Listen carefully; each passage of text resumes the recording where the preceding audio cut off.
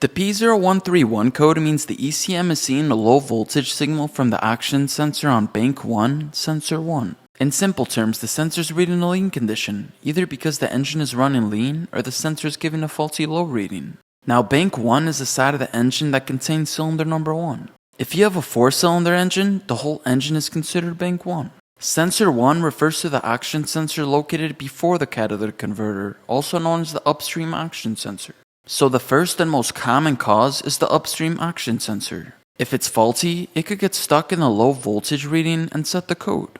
If you end up replacing it, you'll need an action sensor socket to remove it smoothly. I'll leave one in the description below. The second cause could be a vacuum leak. A vacuum leak after the MAF sensor lets unmeasured air in, which leans out the air-fuel mixture. This can cause the O2 sensor to report low voltage. The third cause is an exhaust leak before the sensor.